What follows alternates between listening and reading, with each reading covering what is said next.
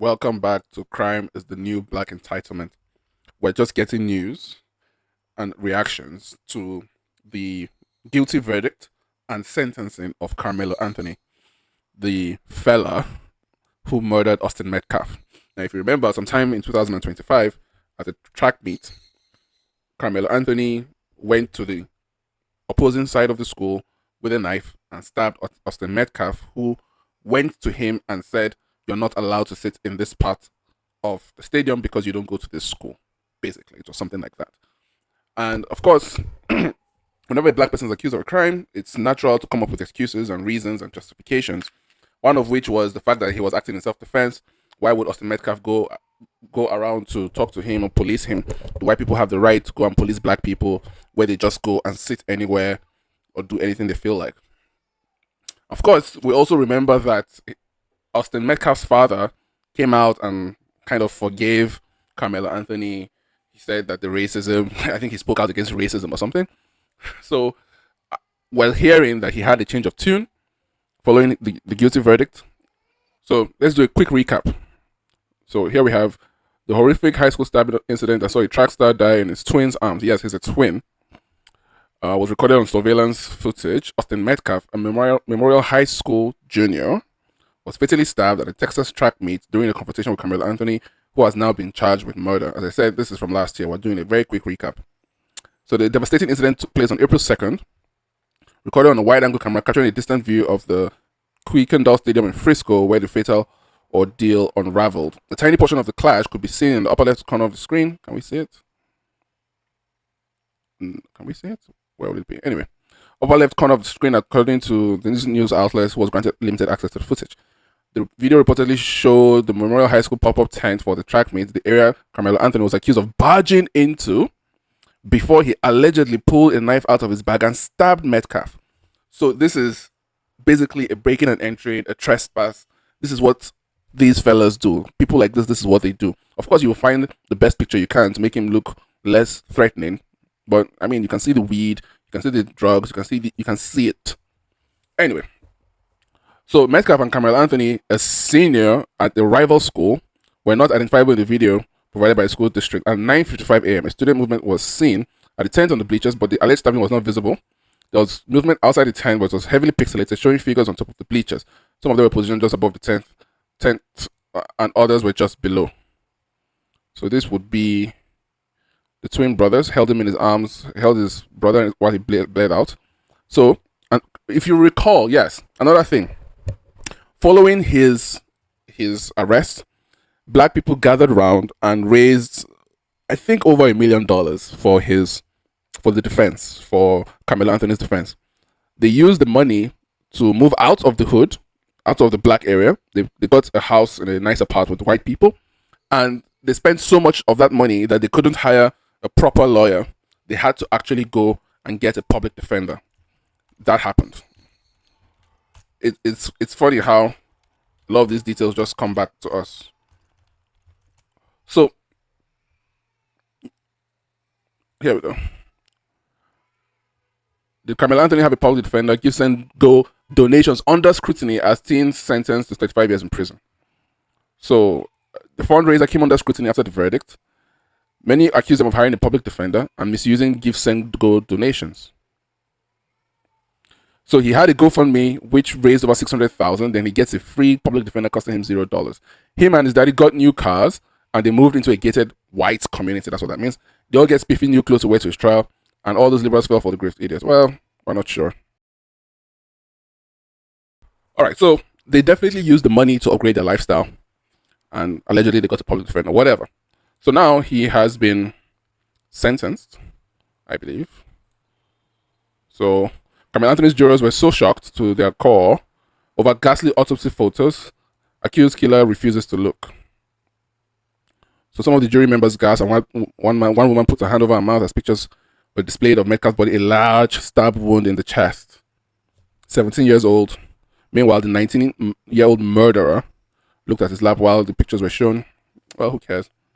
A gaping 2-inch wound, and the knife went so deep it pierced the bone of his chest and the right side of his heart. Nice suit. So he's accusing of thrusting a semi-serrated folding knife into Metcalf's chest once during the Frisco track and field meet last year, 2025, April 2nd. So Metcalf asked him to move out from under the memorial team tent set up on the bleachers. He refused to move. Black people, despite repeated requests by multiple students. And then he said, touch me and find out. Had his hand in his backpack, pulled something out, shoved him. And my problem is, these people were not isolated. Everybody sat back and watched this guy stab him. That's the problem. When you have a black person, white people are so scared to get involved. It takes one brave person to stand up.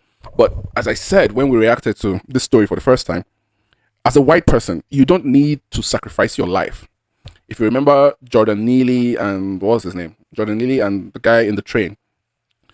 As a white person, you need to realize that when you go and speak to a black person who is creating a nuisance, who is causing problems, you must have a healthy expectation of violence. You can't just sit down. You can't just, confront this person and assume that, yeah, this person, if I tell him to move, he will move. As a gentleman, no, you must expect violence. So if you're going expecting violence and you need backup, you need to have that understanding. You need to be able to make that communication. And if there were other people surrounding him and he ended up getting stabbed, it means that the other people didn't actually join in to make sure that the guy doesn't do anything. And I'm disappointed with that. They were all there. Others attempted to revive. They were there when it happened. Anyway, so Metcalf's final words. Let's get that. Says, I've been stabbed. Well. I've been stabbed, yeah. Oh, look at this. A jury of 18, including 6 alternates and no black panelists, will be decided. Whatever, who cares? Where is the sentence? Okay, so in an emotional victim impact statement delivered after Carmelo Anthony was sentenced to 35 years for killing Austin Metcalf at Frisco track meet last year, athlete's mother spoke about how deeply she misses her son. Now my conversation with him are one-sided, sitting at his grave. Oof, that's terrible. I have to accept that instead of walking beside me, he's walking above me. She describes daily reminders of the loss, going into an empty room, empty bed, remembering Austin is dead. That cannot be good. Austin was a morning kid, a hugger, and had a way of bringing people together. He was a peacemaker. My son was murdered. He didn't just die. From the moment my boys were born, they were in my world. Now my house is quiet.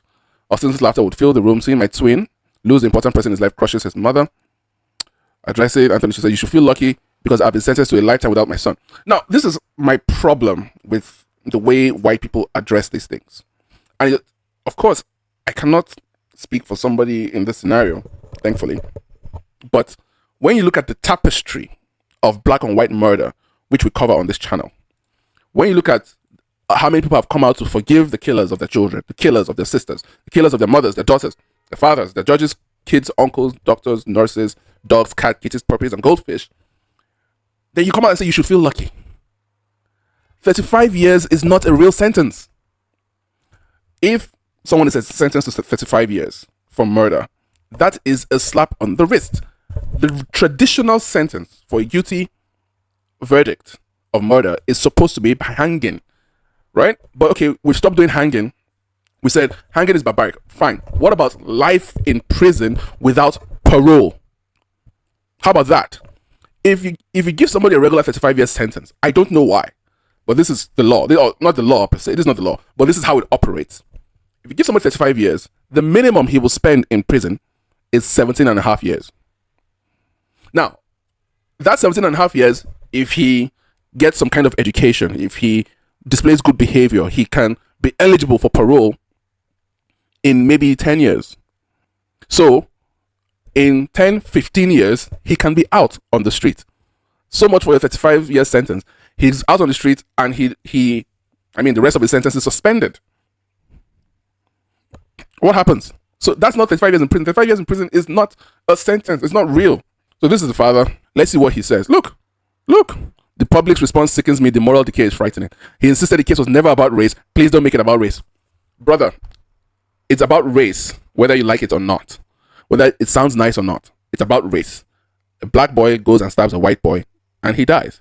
And the black response is to raise $600,000 for him.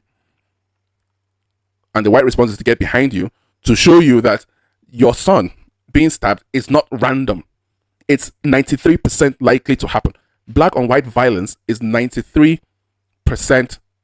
interracial violence is 93% black on white. If two people of different races are going to have a violent interaction, 93% of the time, it's a black person doing the violence against a white person. This is the truth. But the father wants to stand on the grave of his son and virtue signal and do a voodoo dance, a kabuki dance of this is not racism. Look, it says you failed your parents. What parents? What parents? You think his parents are pissed off that he killed your white son? It's not. They're not. I mean, if they were, we would have seen their contrition. We would have heard about it. So the problem is people completely doing their best to project, especially white people, they project their own inherent goodness and inherent expectations of civility onto other people. These people are different from you. We are not the same. Black people and white people are not the same. So when you see a black person going to the wrong place that he knows is wrong and has a knife in his pocket and uses the knife and stabs your son in the chest, despite being politely asked to leave, then you say he failed his parents. Where were his parents in the first place? You feel you don't belong in this community. He belongs in the ground. Look. You can't even look me in the eye right now. You stabbed my fucking son in the heart.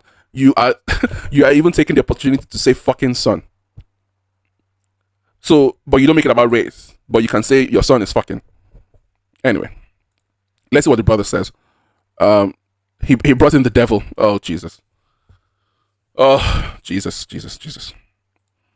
So we can't learn anything from this because the family themselves choose not to learn. You're talking about God's plan. You're talking about the devil took over. This is not about the devil. There is no devil here. There's no God in this situation. Like, of course, we understand God is in heaven and he looks over everything, but we must remind ourselves that crime is the new black entitlement. What does this mean? What it means is that a Carmelo Anthony who doesn't go to, what's the name of his school? He doesn't go to the school, right? Memorial. He doesn't go to Memorial. He goes to Centennial, right? And at the track meet, they say this Eastern tent is for Memorial School students. He's 19 years old. Question, what is a 19-year-old doing at a high school track meet? You're 19. Why are you there? You should be in college. You should be in a university. Why is a 19-year-old in a high school track meet? What is he doing there? Question one. Why does he have a knife? Why does he go to the wrong tent? And why does he refuse to leave when asked politely? Because he's black. Because crime is the new black entitlement. He believes that he has the right to go anywhere he wants, sit wherever he likes, and stab whoever the fuck tries to test him. And that's what he did. So my disappointment is in the father and the brother talking about the devil. The mother says you are lucky. You should feel lucky. The father says don't make it about race. What are we doing? How many more people need to die before white people wake up and realize that black people really don't like you and they feel a very strong sense of entitlement to perform these criminal acts against you? How many people need to die? Do we need to go over the list again? So 35 years, to me, that's a very, very light sentence for an act of premeditated murder. As a 19-year-old going to a high school track meet with a semi-serrated knife concealed, it means you have the intention of committing crime because you are not in the right place where you're supposed to be. So that means that you had every intention of committing a violent act. And to get only 35 years when such a violent act leads to the loss of a life, you get 35 years, which effectively is about 15 at best in prison. So that being said, crime is the new black entitlement. Leave a like, subscribe, and your thoughts once more. This series is inspired by Colin Flaherty. His memory will not die. We try to do everything without racism, without rancor, without apology. Try to buy his books. Don't make the black kids angry. White girl bleed a lot. Also, find Jack Barber, also known as Alan the Barbershop Guy. Buy his music. Check him out. He has a podcast on, I forget his podcast, but he does have a podcast. He's on Twitter. But check him out. Thank you guys so much for listening. I'll see you in the next one. Out. Best guy at synthesizing. Just been hitting these things out of the park.